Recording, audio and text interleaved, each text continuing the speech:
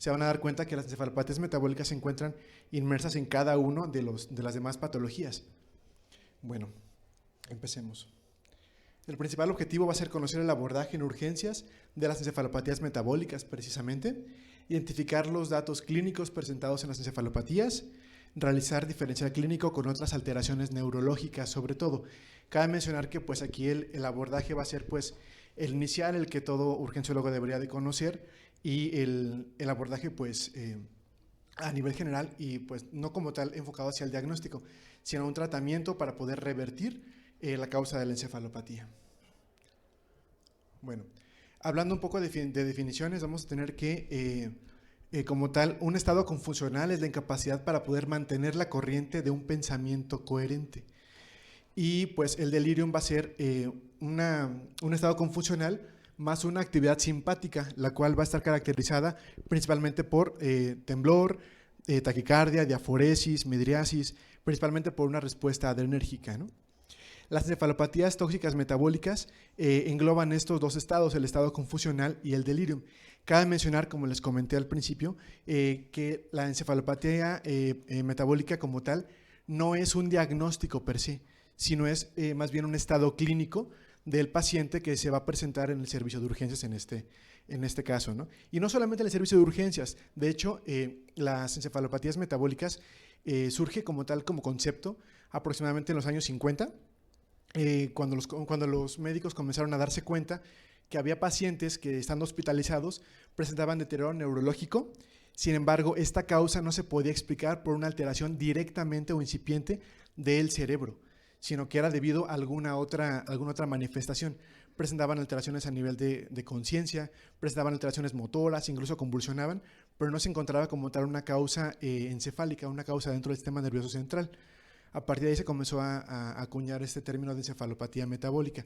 Posteriormente, esta etiología fue estudiada a nivel de unidades de cuidados intensivos, e incluso un tiempo fue llamada justamente eso, asociada como psicosis de la UCI, o encefalopatía asociada a unidades de cuidados intensivos, porque se veía que los pacientes con estancia prolongada, pacientes que estuvieron previamente intubados, presentaban deterioros neurológicos, los cuales eran fluctuantes.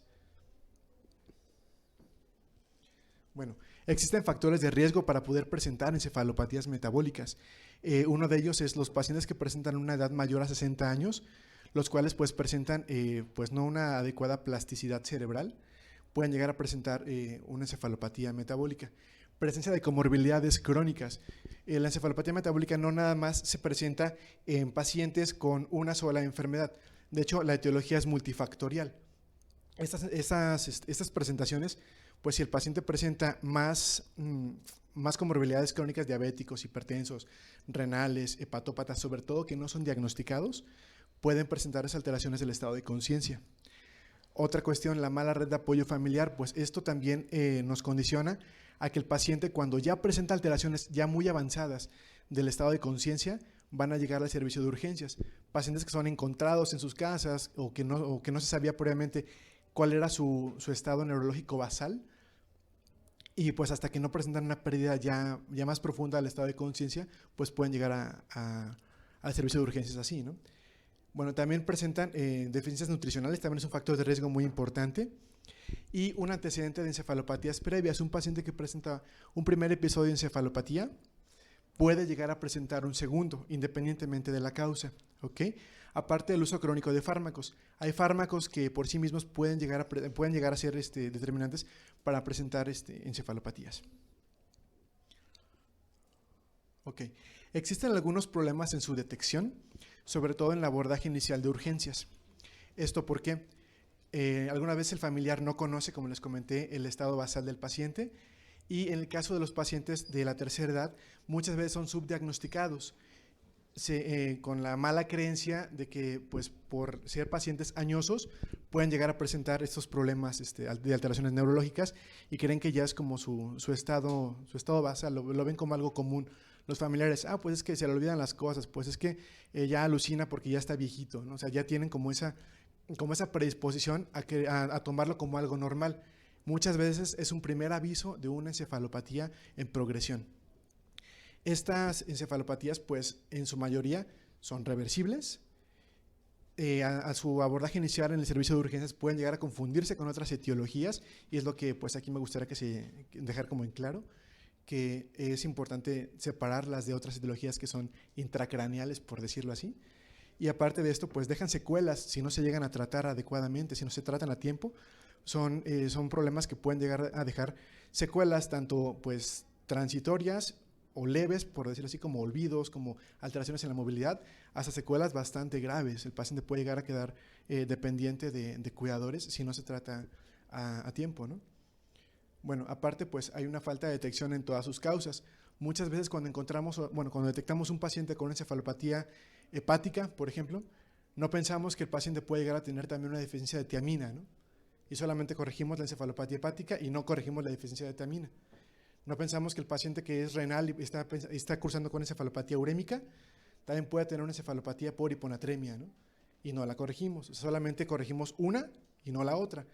O no vamos evolucionando al paciente de su estado inicial a un seguimiento, que también es un poco difícil en el servicio de urgencias poderle dar seguimiento a un paciente así, pero pues para eso es como la hospitalización, el seguimiento, la rehabilitación, la consulta externa, etcétera, ¿no?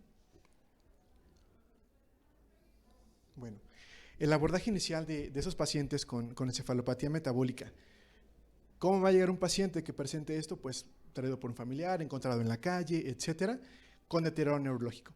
Este deterioro neurológico puede ser tan leve como solamente olvidos, como solamente movimientos anormales, o tan grave como un paciente en estado de coma. O sea, puede fluctuar demasiado. Pacientes que pueden llegar convulsionando o con antecedentes de convulsiones, pues pueden llegar a un servicio de urgencias. Lo primero que hay que hacer no es enfocarse en ese momento a el origen. Si me llega un paciente con un deterioro neurológico severo, pues lo primero es una toma de signos vitales. Aquí sí me gustaría como agregar la toma de glucosa capilar. ¿Por qué? Porque es un examen pues rápido, sencillo, que teniendo a la mano el elemento necesario, pues puedo obtener un valor inicial de glucosa y en ese momento descartar una de las principales causas justamente de encefalopatía. Posteriormente, una vez que se toman signos vitales, se hace una evaluación primaria. En ese momento tengo que ver si el paciente tiene comprometida su vida de manera inmediata. Si hay compromiso de vía aérea, si hay obstrucción, si está convulsionando, si está en estado de choque. Si se encuentra con alguno de esos problemas, se encuentra con alteraciones del estado de alerta como estupor, coma, si requiere manejo avanzado o no de la vía aérea, en ese momento darle el soporte que puede llegar a necesitar. Corregir el estado de choque, que también es una causa de encefalopatía, ¿no? En ese momento ver si requiere o no manejo avanzado de la vía aérea. Aquí se dan cuenta, desde que yo veo la glucosa capilar del paciente, la toma de signos vitales, ya puedo encontrar dos posibles causas, ¿no? Es un estado de choque que me puede condicionar una encefalopatía, una hipoglucemia que me puede condicionar una encefalopatía, y en ese momento tratar de corregir una primera causa, ¿no? Si yo corrijo en ese momento la hipoglucemia, veo que revierte este estado de estupor o este estado de coma, pues ya en ese momento el paciente podría no requerir un manejo avanzado de la vía aérea, ¿no? Entonces, pues, si después de una evaluación primaria ya veo que no requiere manejo avanzado de la vía aérea, que no está comprometida en ese momento su vida, debo de ver si encontré las causas como tal de un deterioro neurológico. Encontrar que fue una hipoglucemia, encontrar que es porque está chocado, etc. Si no lo encontré, ahora sí, voy a una evaluación secundaria. Voy a realizar un interrogatorio un poco más a detalle, una exploración física más a detalle todavía, y hasta ese momento es cuando pues ya para ese entonces esperamos tener como tal resultados de laboratorio. En el caso de las encefalopatías metabólicas, por desgracia, la mayoría requieren de estudios de laboratorio. Digo por desgracia porque no en todos lados los tenemos, ¿no? No hay en todos los medios los recursos necesarios para poderlos diagnosticar, ya sea porque no los hay en los hospitales o porque a veces no los pedimos. Ahorita vamos a ver por qué. ¿A qué me refiero con esto? La mayoría de todas las encefalopatías tienen como tal, ya sea un marcador bioquímico, ya sea un signo vital, o ya sea un factor, un elemento determinante que me va a permitir medirlos, que me va a permitir ver su gravedad. La mayoría de estos van proporcionales a su gravedad. Bueno, perdón, al revés. Bueno, dentro del interrogatorio es muy importante hacer un abordaje de los antecedentes patológicos del paciente. ¿Qué factores de riesgo me pueden desencadenar esta encefalopatía? Cuadros previos que haya presentado este paciente, si fueron tratados o no. El tiempo de inicio del deterioro neurológico. Aparte de esto, los fármacos que el paciente toma y pues la sintomatología sugestiva previa, lo que les comentaba, que el paciente a veces pues presenta datos como de alarma, como pequeños focos rojos que pueden llegar a ser importantes y en ese momento haber empezado con una encefalopatía y hasta que no hay como tal yendo deterioro ya muy marcado no llegan a urgencias. Bueno, todos estos, toda esta bolita de colores, son los que es lo que se puede ver alterado en la homeostasis de la neurona. A final de cuentas, el sitio, pues, obvio, donde se va a ver afectado un paciente con encefalopatía es a nivel del sistema nervioso central. Y recordemos que la neurona, como cualquier otra célula, pues, se llevan a cabo procesos bioquímicos en los cuales se requiere una cierta homeostasis, la cual es muy lábil. Si se llega a romper, pues va a haber alteración tanto en la sinapsis como en la generación de neurotransmisores, ¿no? Un ejemplo de esto, pues las neuronas, presentan un intercambio como tal iónico en sus membranas.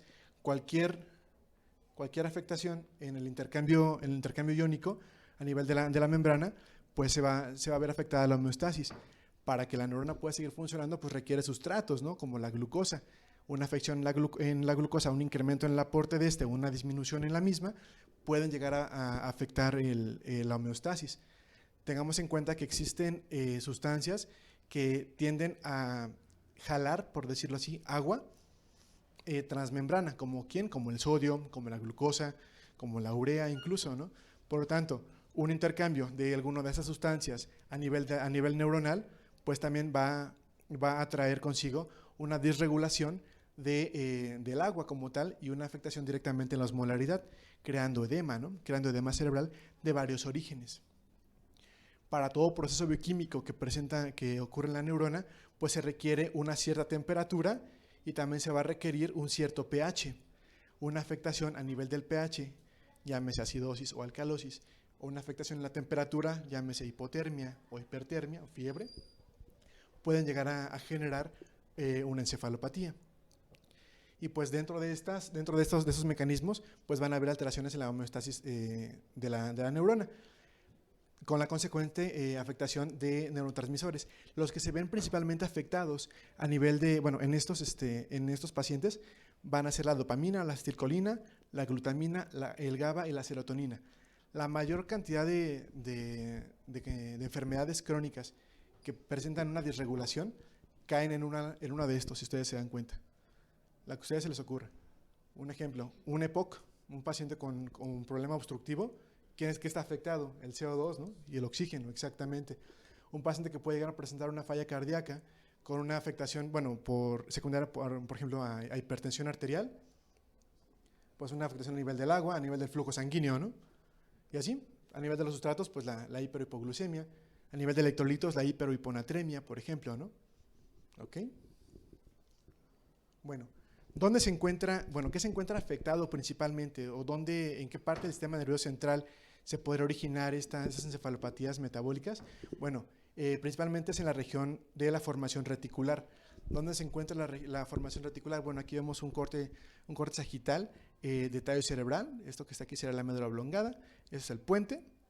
Esto que está aquí sería parte del mesencéfalo. Y esto pues sería la mitad izquierda del cerebelo, ¿no? Bueno, a este nivel, a nivel posterior de tallo cerebral, se encuentra la formación reticular, que no es otra cosa más que un conjunto de núcleos y de axones que se van a encargar de regular principalmente el ciclo sueño-vigilia y aparte se van a ver directamente relacionados con núcleos que se encuentran también a nivel de tallo cerebral. Recuerden que la mayoría de los núcleos de tallo cerebral van a ser núcleos que hacen donde hacen relevo, los pares craneales. En cuanto a sustancia blanca, son fibras que pasan, son fibras de paso de los tractos y principalmente del sistema nervioso autónomo. Ahí se van a encontrar núcleos, ¿no? Del sistema cráneo-sacro. Bueno, esta región va a emitir fibras de proyección hacia la corteza cerebral. Esas fibras de proyección hacia la corteza cerebral pues llegan a diferentes áreas, ¿ok? Y aparte de eso, pues está en íntima relación con el sistema límbico. Presentan también fibras de asociación hacia el nivel del sistema límbico y de corteza cerebral también. Todo esto me va a regular como tal el estado de conciencia. Y pues de esos sitios se explica en algunas de las alteraciones neurológicas que presentan los pacientes. El temblor, por ejemplo, las alteraciones a nivel del sistema nervioso central, la frontalización que pueden llegar a presentar los pacientes, la liberación frontal, perdón, que pueden llegar a presentar esos pacientes. Aparte de eso, pues la descarga adrenérgica, la sintomatología autonómica que pueden llegar a presentar, la alteración del ciclo sueño-vigilia, pacientes que durante la noche se encuentran despiertos, durante el día se encuentran dormidos, ¿ok? Es justamente porque en esa zona es donde se encuentra la principal afectación. Y pues también obviamente tiene que ver con la inhibición de neurotransmisores que a su vez son inhibidores, ¿no? Como GABA y glicina. Bueno, eso fue a nivel anatómico. ¿Qué pasa en el caso de la barrera hematoencefálica? Recordemos que la neurona por sí misma pues no sobrevive. La neurona requiere forzosamente de una microglía para poder llevar ella sus mecanismos bioquímicos. Requiere de una microglía y aparte de eso pues de células que forman la barrera hematoencefálica, la célula endotelial. Cuando la barrera hematoencefálica incrementa su tamaño por algún motivo, por algún mecanismo fisiopatológico, se acumulan las toxinas y disminuyen como tal el intercambio entre lo que se encuentra dentro de la barrera hematoencefálica, cerca de las neuronas, y el resto del medio. Obviamente, pues, con este bloqueo que se presenta a nivel celular, pues obviamente hay una disminución como tal también de los sustratos que son útiles para que la neurona pueda continuar con sus funciones y un acúmulo secundario de las toxinas que potencialmente van a afectar a la neurona. ¿Qué pasa cuando esto ocurre al revés? Cuando la barrera hematoencefálica se vuelve todavía más permeable. Pues hay una alteración a nivel del intercambio del agua, por ejemplo, incrementan las proteínas en el líquido cefalorraquídeo que regularmente no deberían de estar. Un ejemplo de esto, pues están muy relacionadas la tirosina y el triptófano en el caso de las encefalopatías asociadas a pacientes con ventilación mecánica. ¿Okay? Eso en el caso de que la barrera hematoencefálica se vea alterada e incremente su permeabilidad. Por eso es frecuente que en las punciones lumbares que se puedan llegar a hacer cuando se está estudiando un paciente con encefalopatía que no sea como tal identificado la causa, se encuentre incremento de proteínas a nivel del líquido cefalorraquídeo. Bueno, vamos a ver algunas de las encefalopatías de las principales en nuestro medio. La primera que vamos a revisar va a ser la encefalopatía séptica. Se dice que la encefalopatía séptica pues, es la causa más común en este momento de encefalopatías. Algunos autores han ido sacando este agente como parte de las encefalopatías por los mecanismos fisiopatológicos que presenta. Bueno, la encefalopatía va en relación como tal a la gravedad del paciente.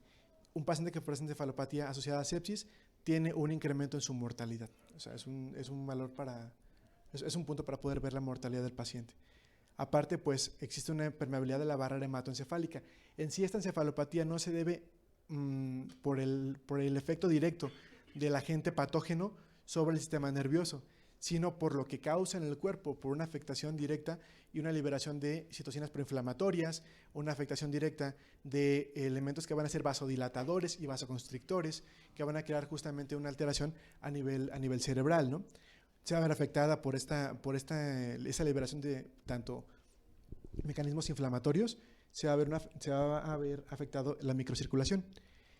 Pues el tratamiento obviamente va a ser controlar la infección, ¿no? Se ve también un incremento de la octopamina. La octopamina es una amina biógena que pues también puede funcionar como un agente constrictor. Y pues el incremento de las citocinas proinflamatorias que mencionamos, ¿no? Bueno. La encefalopatía hepática también es otra causa muy común de encefalopatías. El principal mecanismo va a ser un incremento en la producción de amonio por una afectación en la liberación del mismo. No se puede desechar el amonio, no se puede procesar por el hígado por la causa que ustedes se imaginen, que puede llegar a presentar una afectación en el hígado, y de esta manera se incrementa en el cuerpo. Al momento de incrementarse, pues se van generando falsos neurotransmisores. Como les comenté, se ve afectada el neurotransmisor GABA, glutamato y dopamina. Se ve un incremento en la producción de ácidos grasos y de radicales libres. Se ve también un edema cerebral en el 80% de esos pacientes. Se ve un incremento también de los mercaptanos. Los mercaptanos es un tipo de alcoholes que están relacionados en el aliento característico de los pacientes con encefalopatía hepática, y esos mercaptanos también potencian la afectación del amonio en el cuerpo. Los pacientes con afectación hepática pueden llegar a presentar un incremento en los niveles de magnesio, lo cual podría explicar el extrapiramidalismo que presentan. Clínicamente vamos a tener, como en todas las encefalopatías, clínica tanto neurológica como no neurológica. Paciente con clínica no neurológica, aparte de la con encefalopatía, pues vamos a ver estigmas hepáticos, ¿no? Hipotrofia tenar e hipotenar, vamos a tener circulación colateral, pueden llegar a presentar ascitis, ¿ok?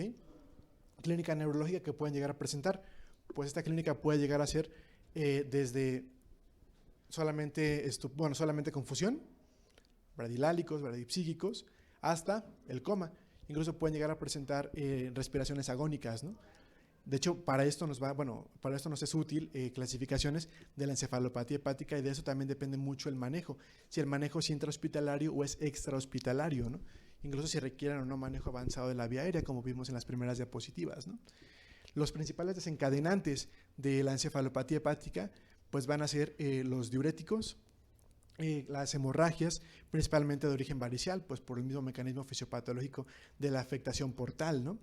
La ingesta de proteínas, las cuales pues van a incrementar el amonio en la sangre al no poderse degradar, al no poderse metabolizar adecuadamente, y pues también el consumo de alcohol, porque pues a final de cuentas pues es metabolizado directamente en el hígado.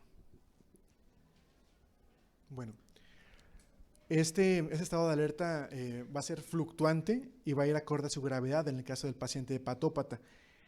Periféricamente también se va a ver asterixis, signo de rueda dentada y los estigmas hepáticos que ya mencionamos. Ahora bien, la asterixis y los temblores distales no son propios nada más de la encefalopatía hepática. También se pueden ver en la encefalopatía séptica, en la encefalopatía urémica. ¿Okay? En un principio eran signos muy característicos, nada más pensando que era causa encefalopatía hepática. Actualmente se ha visto que no, que pueden verse en otras encefalopatías. El diagnóstico como tal de una encefalopatía hepática es clínico. Hay que ver el antecedente, hay que ver primero al paciente antes de revisar el estudio de laboratorio. Un estudio un poco más específico para poder ver esto, pues es el estudio de amonio en sangre. Y pues secundariamente también se ve un incremento de la glutamina en líquido cefalorraquídeo. Sin embargo, pues es un estudio que obviamente no es un estudio de primera elección en un servicio de urgencias, se prefiere obviamente la clínica. Y este estudio, esta punción lumbar, pues muchas veces no se realiza pues porque el paciente hepatópata aparte pues tiene alteraciones en la coagulación, ¿no? Es más el riesgo. Bueno, en cuanto a la serología, pues también hay que descartar, como les mencioné, una coagulopatía asociada a hepatopatía.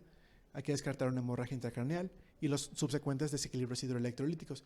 Recordemos que un paciente hepatópata crónico es un paciente que también toma diuréticos, es un paciente que crónicamente también toma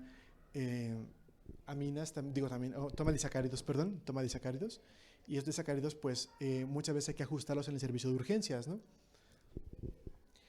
Al corregir nosotros la encefalopatía hepática, ver que el paciente persiste todavía con alteración del estado de conciencia y asociamos o encontramos en los estudios de laboratorio alteraciones en los tiempos de coagulación, trombocitopenia incluso, también hay que descartar que presenta una hemorragia intracraneal, lo cual estará indicado pues ser una tomografía, ¿no? Bueno, el tratamiento en sí de la encefalopatía hepática va a ser exactamente las medidas antiamonio, corregir la causa como tal y el desequilibrio. El paciente puede llegar a estar descompensado de esta afectación hepática crónica por varios motivos, por la transgresión dietética, por la persistencia del consumo de alcohol, por infecciones, por alteración a nivel de los diuréticos que él puede llegar a tomar, puede no estar llevando un adecuado seguimiento.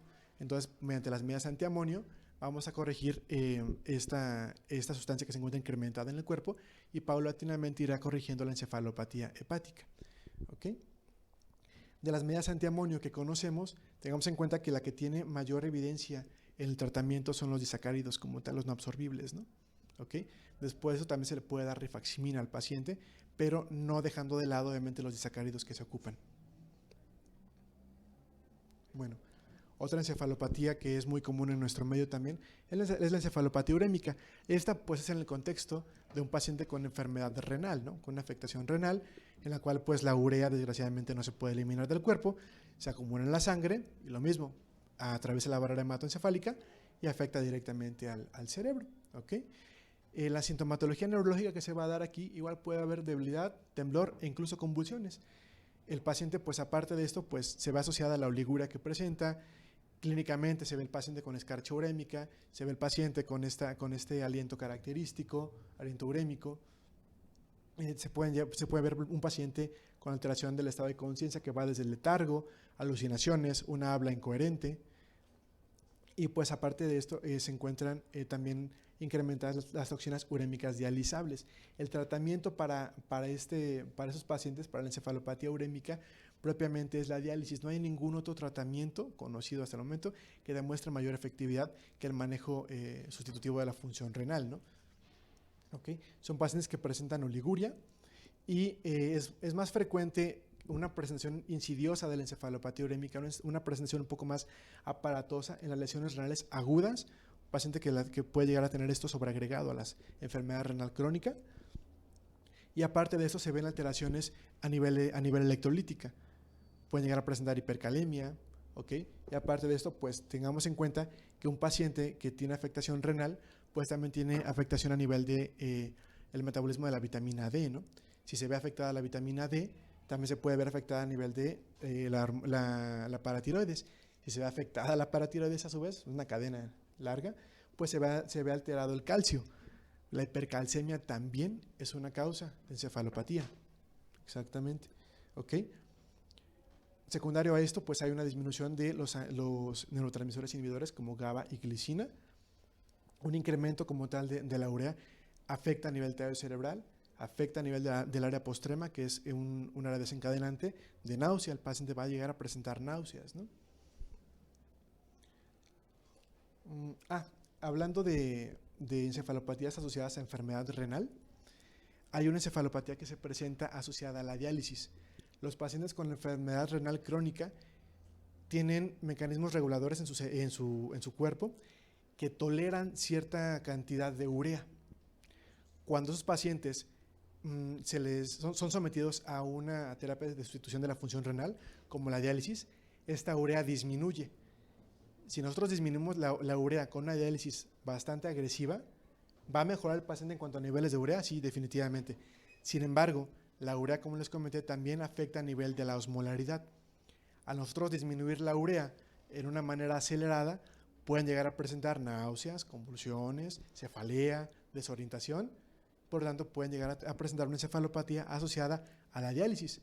Y en este caso, el tratamiento no es suspender la diálisis, sino modificar como tal, hacer ajustes a las concentraciones, a la frecuencia en la cual se va a dializar el paciente. Otro tipo de encefalopatía va a ser la encefalopatía por hiponatremia. El principal contexto en el cual se puede llegar a presentar es en el síndrome de secreción inadecuada de la hormona antidiurética. ¿Okay? Son pacientes que presentan por algún motivo disminución del volumen sanguíneo.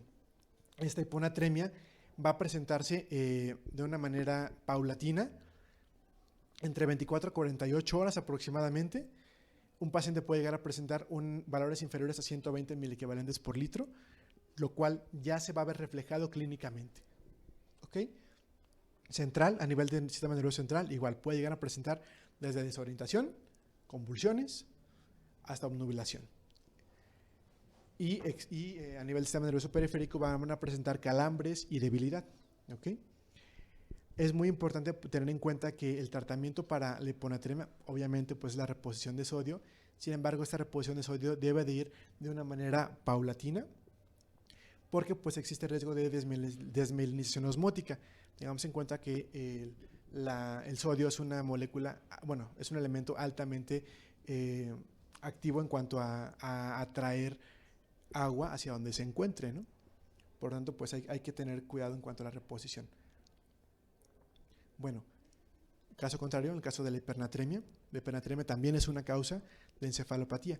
Es difícil clínicamente diferenciar una de la otra, ¿ok? Vamos a ver también que en el caso de la hipernatremia se va a deber principalmente a la pérdida de agua, o también nosotros podemos crear iatrogénicamente la hipernatremia, ¿no? Al estar infundiendo volúmenes constantes de solución salina o de bicarbonato, en el caso del paciente grave, bicarbonato de sodio, incrementa la anatremia. Al incrementar la anatremia, pues puede llegarse a presentar una deshidratación osmótica, y los síntomas se van a presentar por lo general por arriba de los 350 milosmoles por kilo. Un paciente con hipernatremia puede convulsionar. Es más frecuente las convulsiones en el paciente con hipernatremia que en el paciente con hiponatremia. Niveles por arriba de 160 milequivalentes van a incrementar la mortalidad. Un paciente como arriba de esta cifra incrementa mucho la mortalidad. Muchas veces se debe a otras causas, pero un paciente ya con 160 milequivalentes es un paciente bastante grave, ¿no? Se dice que la velocidad de corrección de la hipernatremia no debe de exceder de 1 a 2 milequivalentes por hora, ¿ok? También hay que tener cuidado con la reposición con la depresión, de la natremia, ¿no? Bueno, otra causa que también es bastante frecuente en nuestro medio es la hipoglucemia. Ahora, la hipoglucemia es un tipo de encefalopatía que va a ser muy común verla asociada a otras comorbilidades, al paciente hepatópata, al paciente nefrópata, al paciente cardiópata, ¿ok? Y una hipoglucemia no solamente va a afectar a nivel cerebral, la hipoglucemia también afecta a otros órganos, a nivel de corazón, o sea, una depresión de glucosa a nivel sistémico va a afectar directamente el metabolismo en general, ¿ok? Se puede ver comúnmente asociado al uso de insulina o a un mal uso de insulina, al uso de hipoglucemiantes, con enfermedades concomitantes. Tengamos en cuenta que hay hipoglucemiantes orales que se eliminan por vía renal, ¿no? Al eliminarse por vía renal, si el paciente tiene una alteración a nivel renal, pues este hipoglucemiante se va a continuar en la circulación sanguínea. Al continuarse en la circulación sanguínea, pues el efecto de este mismo va a generar una depresión sostenida de la glucosa. Puede llegar a presentar convulsiones y en este caso la encefalopatía por hipoglucemia presenta bastantes sintomatologías periféricas. Incluso puede llegar a presentar un déficit focal, alteraciones en la conducta. Puede llegar a simular un evento vascular cerebral. Por eso es muy importante detectarla a tiempo para poder hacer el diferencial con un evento vascular cerebral, ¿ok? La sintomatología como tal va a revertir en desproporción a la glicemia. ¿A qué me refiero con esto? Cuando se le administra glucosa para enterarlo al paciente que presenta una hipoglucemia sostenida, una hipoglucemia que lo llevó a un estado de obnubulación que no tolera vía oral, probablemente yo voy a encontrar niveles euglucémicos o incluso hiperglucémicos en poco tiempo y el paciente va a tardar un poco más en poder responder neurológicamente a esa administración de glucosa. O sea, hay que darle un poco más de tiempo para que el paciente logre revertir esa alteración neurológica, ¿ok? Pues de secundario a la hipoglucemia van a haber varios mecanismos reguladores en el cuerpo para poder contrarrestarla, como tal la disminución de la producción de insulina, la liberación de epinefrina, lo cual me va a dar la sintomatología acompañante a lo neurológico, como la diaforesis, la taquicardia, el temblor, etc. También se va a ver un incremento de la producción de glucagón, una afectación directa en la hormona de crecimiento y del cortisol. En el caso de la hiperglucemia, se da sobre todo en el contexto de un paciente con una diabetes mellitus descontrolada, descompensada sobre todo, ¿no? Lo más común es el estado hiperosmolar, es más común incluso en el estado hiperosmolar que en la cetoacidosis, ¿ok? Se pueden dar movimientos anormales, se pueden dar también convulsiones y pues también es muy común la presencia de estas complicaciones en los pacientes diabéticos que son debutantes, que presentan o que también presentan mal apego al tratamiento. Hay que encontrar la causa de la hiperglucemia, también de la hipoglucemia que vimos, ¿no? Que pueden ser a veces procesos infecciosos, ¿ok? El tratamiento consiste principalmente en el manejo hídrico, terapia con insulina y pues obviamente la corrección del motivo de la descompensación, ¿no? Bueno, existe otra encefalopatía, que es una encefalopatía llamada encefalopatía de Wernicke, que la forma más popular de presentación es la asociada al alcoholismo, ¿no? Pero no solamente se presenta en pacientes alcohólicos, también se presenta en pacientes que se encuentran en ayuno prolongado, en nutrición parenteral, también es frecuente encontrarla, en pacientes en terapia sustitutiva de la función renal, pacientes con hemodiálisis o pacientes oncológicos. La triada clásica de esta encefalopatía, la clínica que se va a encontrar va a ser ataxia, alteración del estado mental, empezando desde confusión, y oftalmoplegia, que es la incapacidad para poder mantener esta mirada, ¿no? Una mirada conjugada. La oftalmoplegia también se puede ver caracterizada por nistagmo horizontal, parálisis bilateral del abductor ocular, puede haber como tal un deterioro permanente y su recuperación, pese al tratamiento de tiamina, es lenta. Si yo administro tiamina al paciente, que pues es el tratamiento de la encefalopatía de Wernicke, no voy a ver directamente los cambios del estado neurológico. Son paulatinos. El sitio de afectación principal de la encefalopatía de Wernicke va a ser el diencéfalo y el mesencéfalo, también en la sustancia gris periventricular. Encefalopatía hipóxico-isquémica se va a ver en el contexto de un paciente con reanimación, un paciente reanimado, pacientes que se encuentran también con falta de aporte sanguíneo y alteraciones en el transporte y difusión. También se pueden ver afectados, bueno, se puede presentar, perdón, en la distribución de oxígeno. ¿Ok? Son pacientes que se encuentran hipotensos, pacientes en estado de choque, pacientes con reanimación prolongada, pacientes que fueron extubados posterior a estados de reanimación. Pueden llegar a presentar secuelas como amnesia, ceguera cortical, mioclonías, ataxias. Pueden llegar a presentar también crisis convulsivas. ¿Ok? Hablando del diagnóstico diferencial, pues vamos a ver que de las encefalopatías, los estudios laboratoriales van a ser solamente complementarios a la exploración física. Primero que nada, un paciente pues, con encefalopatía metabólica es un paciente con la afectación neurológica, obviamente. Cuando me llega al servicio de urgencias, si ya descarté la hipoglucemia, por ejemplo, el estado de choque, etcétera, debo de pensar también en hacer diferenciales, como que se nos ocurriría con afectaciones como el evento vascular cerebral, ¿no? Y justamente por eso es importante preguntar al familiar cuánto tiempo lleva con esta alteración neurológica. ¿Por qué? Porque pues también, no solamente hablando de una encefalopatía metabólica, sino del evento vascular cerebral, pues el pronóstico y el tratamiento es crucial en esta etiología, ¿no? En el evento vascular cerebral. Por lo tanto, si yo primero pienso en un evento vascular cerebral que requiero de algún manejo inmediato, como la trombolisis o como la terapia endovascular, pues voy a requerir una tomografía de cráneo primero, ¿no? Pero este contexto me lo va a dar el primer interrogatorio. No es hacerle tomografía a todos los pacientes que me lleguen con alteración neurológica de primera instancia. Hay que pensar primero cuál fue la causa, ¿no? Otros diagnósticos diferenciales van a ser la meningitis, encefalitis, tumores cerebrales, la embolia grasa o la trombosis basilar, ¿ok? Los pacientes como tal con encefalopatías pueden llegar a presentar alteraciones neurológicas evidenciables en estudios de imagen como tomografía o resonancia magnética. Incluso los pacientes que presentan encefalopatías de repetición presentan también alteraciones crónicas secundarias a los edemas cerebrales que llegaron a presentar o secundarias a alteraciones en agudo que pueden estar cursando, ¿no?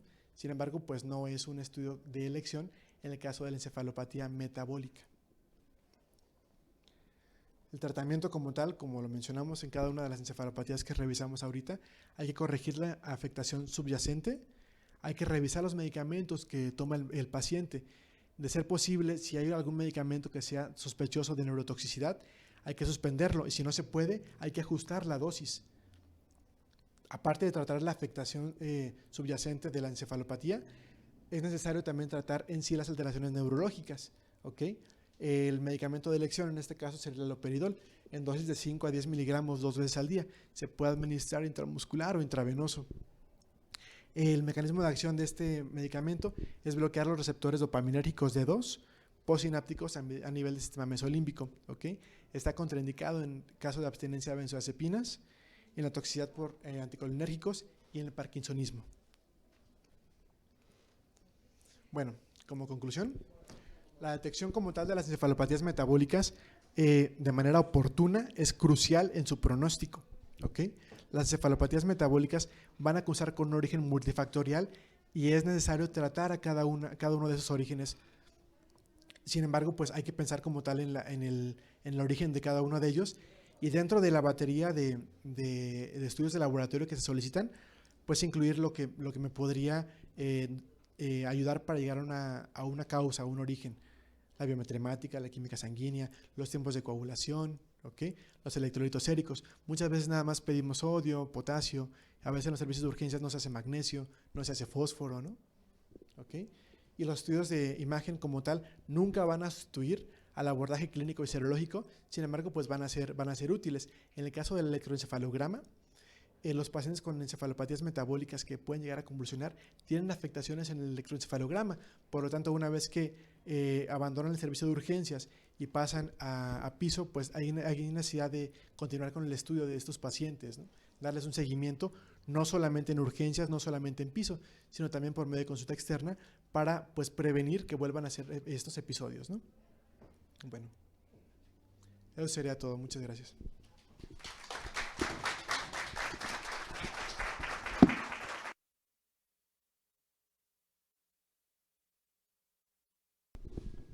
¿Tendrán alguna pregunta para el doctor?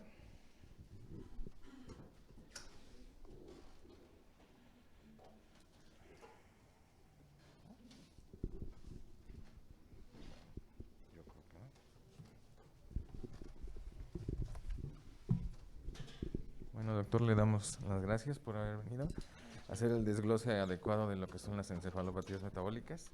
Le damos una constancia. Le agradecemos su participación.